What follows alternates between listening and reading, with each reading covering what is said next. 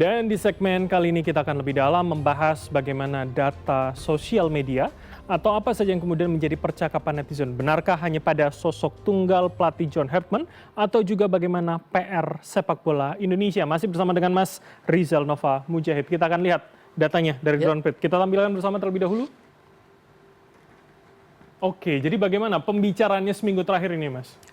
Ini datanya saya ambil dari tanggal 9 ya, jadi sehari sebelum John datang ke Indonesia. Baik. Kalau kita lihat itu paling tinggi, mention paling tinggi, produksi narasi paling tinggi itu ada di online news. Ini wajar sebenarnya, karena kalau mengingat percakapan terbesar itu terjadi pada tanggal 13. 13 itu ketika ada konferensi pers. Jadi media menjadi kanal distribusi informasi utama karena dia menampilkan, mengutip pernyataan-pernyataan John Herdman ya, pernyataan-pernyataan dari PSSI, komentar-komentar dari pengamat dan sebagainya. Jadi itu sangat wajar. Lalu kalau kita lihat yang kedua, yang paling banyak produksi narasi itu dari Twitter. Jadi setelah dia diangkat oleh media online, Twitter langsung meresponnya. Ya, ada spekulasi di sana, ada pujian, banyak sekali pujian. Karena kalau kita lihat nanti ada, saya penasaran di Twitter kata apa sih yang paling sering keluar? Ternyata kata yang paling banyak keluar itu ternyata adalah judol sebenarnya. Oke. Penasaran dong, kenapa isinya judol? Karena rupanya publik di Twitter salah satunya itu membandingkan Herdman, latar belakangnya yang punya CV baik dan seterusnya itu dibandingkan dengan pelatih sebelumnya yang punya track record tersangkut masalah judol. Kira-kira begitu. Oke, jadi perbandingan itu masih terjadi artinya. Perbandingan masih terjadi. Selain itu juga tentu saja ada kata STY yang banyak muncul di Twitter, ya, di lini masa Twitter. Tetapi kalau kita lihat berapa besar perbincangan itu di Twitter dibandingkan ketika Patrick Kluivert masuk, ternyata kata STY pada tanggal 13 pada saat John Herdman diperkenalkan itu sedikit jauh berkurang, maksud saya lebih sedikit dan jauh berkurang dibandingkan dengan Patrick Kluivert. Oke, saya ingin coba membandingkan apple to apple. Ketika Kluivert masuk ke Indonesia, nama STY ada di sana, diperbandingkan. Betul. Tapi ketika hari ini Herdman masuk, nama Kluivert sama besarkah dengan nama STY ketika diperbandingkan saat itu? Oh tidak, nama Kluivert itu dibanding pada saat Herdman pada saat ini. Nama Kluivert tidak lebih besar daripada nama Herdman. Oke, baik. Jadi percakapan, perbincangan di Twitter itu fokus memang pada Herdman. Oke. Terutama pada CV-nya itu yang sangat menarik. Lalu juga itu tadi sesi foto-foto yang juga menarik juga kan. Lalu mereka mengapresiasi karena ternyata menilai dia sudah melakukan setidaknya asesmen awal tentang berbagai macam masalah di Indonesia dan punya planning ke depan akan seperti apa. Doorstop juga yang lebih panjang dari biasanya. Jadi banyak sekali diapresiasi karena sedikit sekali gimmick yang ditampilkan pada saat Herdman dibandingkan Kluivert pakai peci. Oke. Jadi itu sebenarnya malah tone negatif ya bagi netizen ya. Iya. Oke, tahan dulu. Saya minta komentar Bang Toel. Jadi artinya ada perbedaan itu netizen menanggapi ketika kedatangan Herdman dan kedatangan Kluivert waktu itu, Bang. Berarti kedewasaannya bagus dong. Oke. Seiring waktu pemahaman harus berjalan kan. Menurut saya sih itu bagus, sebuah tren yang positif lah gitu. Jadi bukan kemudian membandingkan orangnya, sosoknya, tapi kedewasaan netizen menilai. Iya, karena secara objektif nilai bagaimana timnas itu bergerak, bagaimana timnas itu progres, pelatih itu bukan satu-satunya faktor utama. Dan kita terjebak itu kan, sejak periode kemarin itu loh, Orde Lama gitu kan, terjebak ngomongin figur. Memang komponen timnas bagus itu cuma satu faktor, enggak loh. Ada pelatih yang punya kualitas, ada materi pemain yang punya kualitas, ada manajemen pengelolaan timnas yang bagus, ada infrastruktur timnas yang bagus. Infrastruktur itu misalnya training center dan sebagainya lah. Pembinaan. Jadi itu banyak. Itu kan pembinaan nanti faktor sepak bola fondasi. Cuma bukan tugasnya Herdman, bukan tugasnya pelatih tim nasional, tapi direktur teknik. Jadi jangan kecampur-campur gitu loh. Semua orang juga bisa ngomong pembinaan usia dini butuh, tapi siapa lokomotifnya, akar masalahnya di kita di mana gitu kan, itu yang harus diomongin supaya omongan kita konstruktif gitu kan. Tapi intinya buat saya sih sebuah tren yang bagus, positif kalau kemudian kita mulai beralih cara menilai, cara menanggapi perkembangan sepak bolanya jauh lebih dewasa, itu lebih bagus. Karena ini juga akan memudahkan kerja headman. Kalau atmosfernya lebih sehat, lebih positif, headman juga akan lebih enak gitu kerjanya. Tidak karena itu tadi artinya, kuncinya ya. Pelatih tim nasional itu bukan satu-satunya faktor. Apalagi di negara kita yang komponen sepak bolanya belum belum stabil amat gitu. Baik. Nanti akan saya perdalam lagi. Tapi kita lanjutkan terlebih dahulu. Slide-nya kita geser ke slide berikutnya, teman-teman. Tren pembahasan, artinya 13 ketika konferensi pers ini menjadi paling tinggi. Ya. Dan sebenarnya kalau kita bedah lebih kita zoom gitu ya, pada tanggal 13,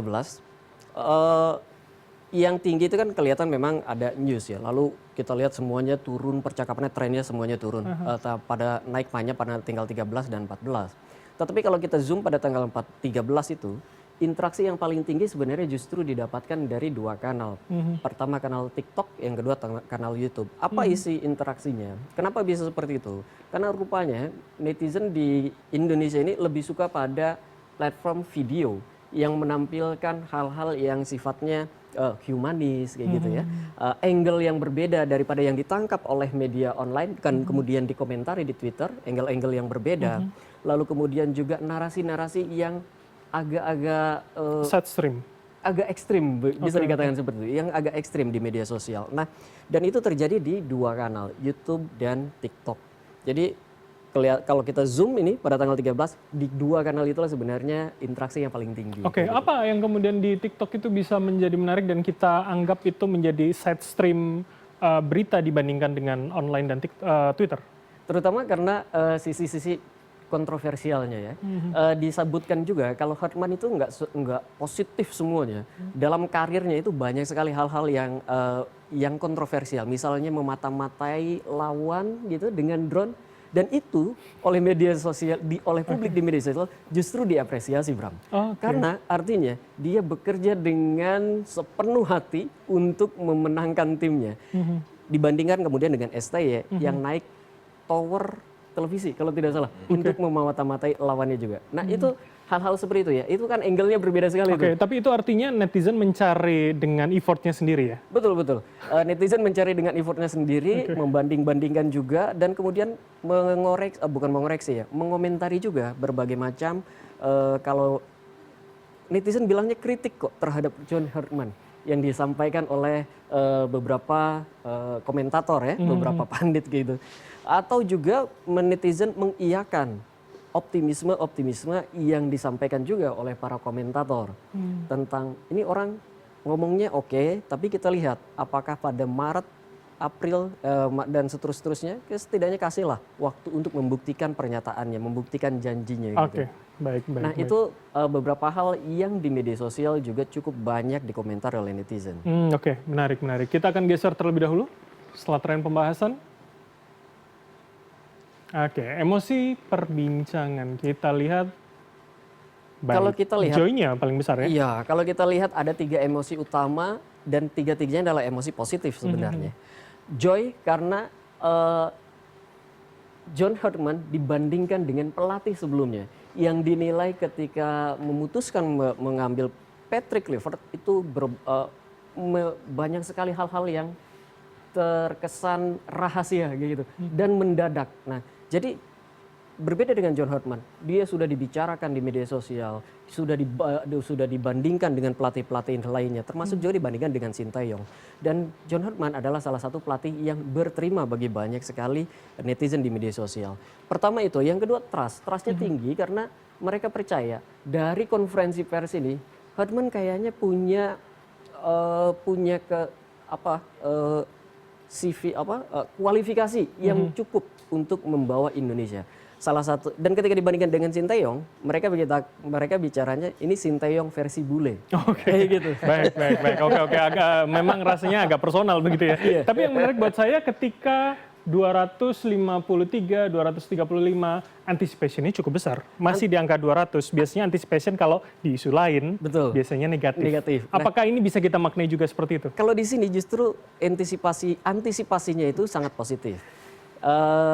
Publik menunggu kiprah Hartman pada pertandingan di AFF nanti. Oh, berarti bukan kita artikan jangan-jangan, karena Enggak. biasanya antisipasi itu kan kita artikan Kalau di sini justru positif. ada apa ya? Ada negatifnya. Betul, Mengantisipasi. ekspektasi tidak ditaruh terlalu tinggi biasanya. Iya. Kalau di sini justru antisipasinya itu mereka menunggu betul cara dia mendeliver pesan-pesannya sudah sangat baik pada tanggal 13. Jadi tinggal kita tunggu nih di pertandingan-pertandingan yang akan dia hadapi, apakah sebaik itu juga performanya. Itu yang pertama. Yang kedua juga sebenarnya antisipasi tentu ada yang negatifnya. Yang negatifnya itu John Hartman yakin sudah mampu menghadapi netizen Indonesia. Jadi kira begitu.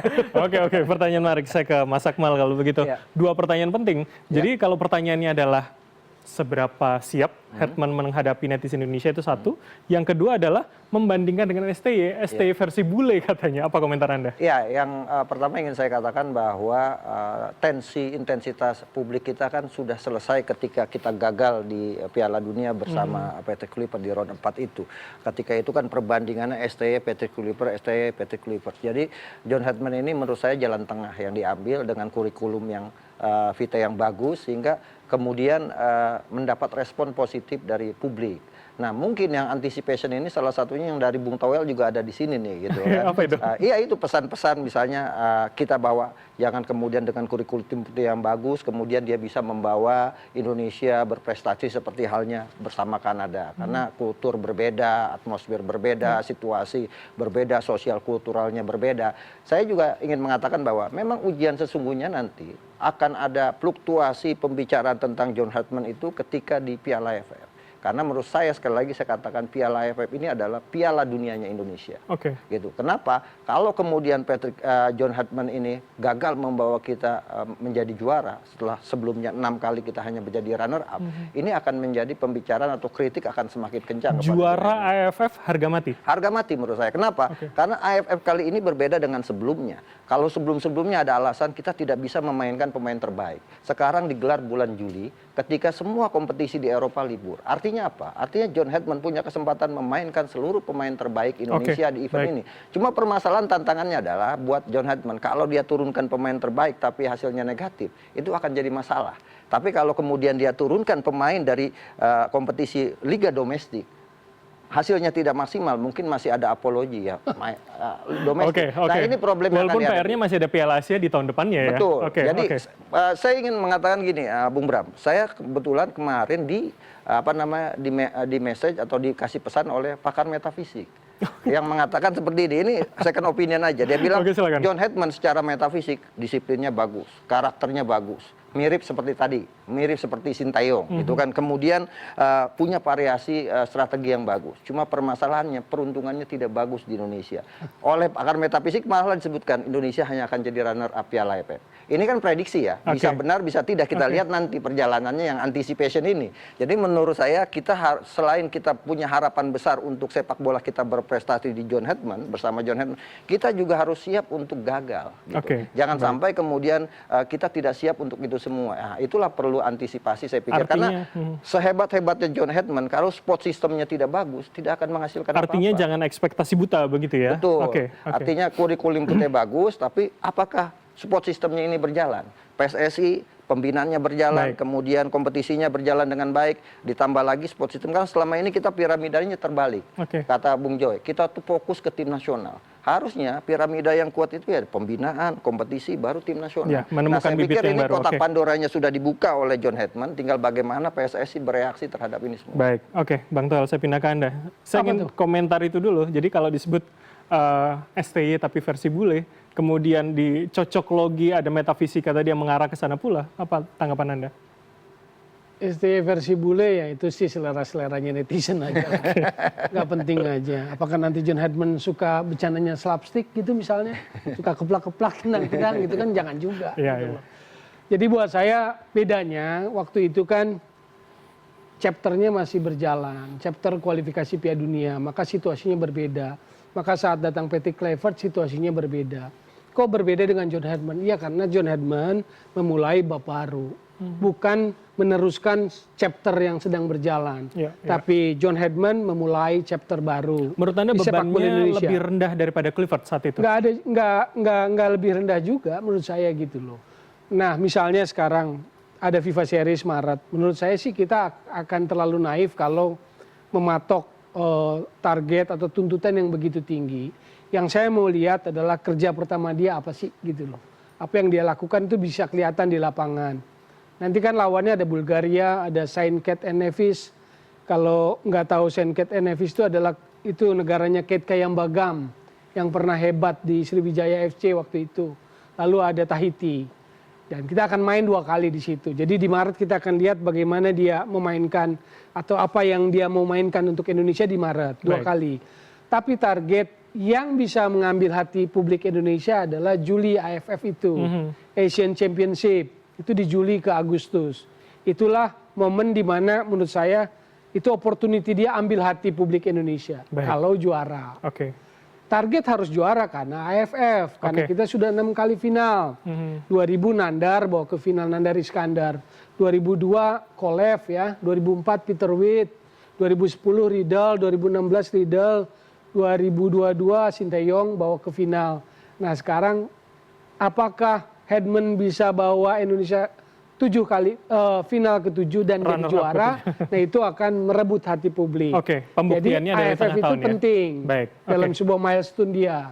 Jangan ke sana dulu karena Liga akan kita bahas nanti di segmen depan. Saya akan lebih dalam lagi bagaimana. Itu AFF bukan Liga. Maksud saya FIFA Series, kemudian AFF dan juga Piala Asia. Tentu ini menjadi pembuktian dalam 2 tahun kontrak Hedman di Indonesia, artinya begitu ya. Itu nanti akan saya perdalam. Saya ke Mas Joy terlebih dahulu. Mas Joy.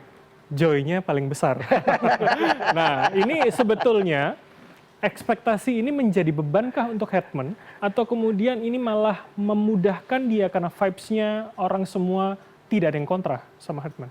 Bukan beban, ini challenge buat dia. Ini tantangan dan yang saya bilang tadi dia datang dalam suasana yang damai.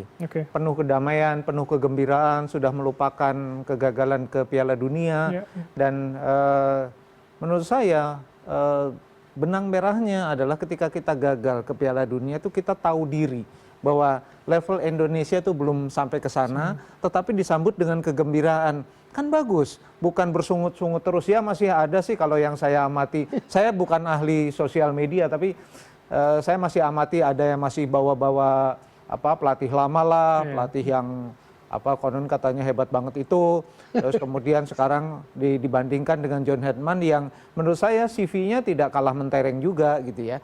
Nah ini yang Joy ini menurut saya bagus dalam arti sebagai langkah awal seorang pelatih datang. Kan waktu itu ketika gagal banyak netizen bilang siapa nih pelatih kan saya bilang jangan terburu-buru lah, Januari lah. Ternyata PSSI dengerin saya. Setelah tahun baru langsung diumumkan. Ada Januari ya kan. Tapi karena memang sebetulnya tidak ada kepentingan yang begitu urgent, yang begitu mendesak untuk mencari pelatih dengan cepat-cepat. Buat apa juga? Karena FIFA Series bukan menjadi FIFA Series kan menurut saya ya itu jembatan awal lah. Seperti Towel bilang tadi untuk merebut hati. Tapi menurut saya AFF juga penting meskipun Akmal dan Towel dia sudah bilang ini dia nggak akan bisa panggil pemain tier 1 kan. Dia sudah ada excuse-nya. Tapi menurut saya kalau misalnya katakanlah masuk final lagi gagal juara, menurut saya juga nggak apa-apa juga gitu loh. Sebetulnya kalau buat saya ujian terberat dia adalah Piala Asia 2027. Karena kalau kita membidik 2030, 2027 paling enggak kita harus 8 besar.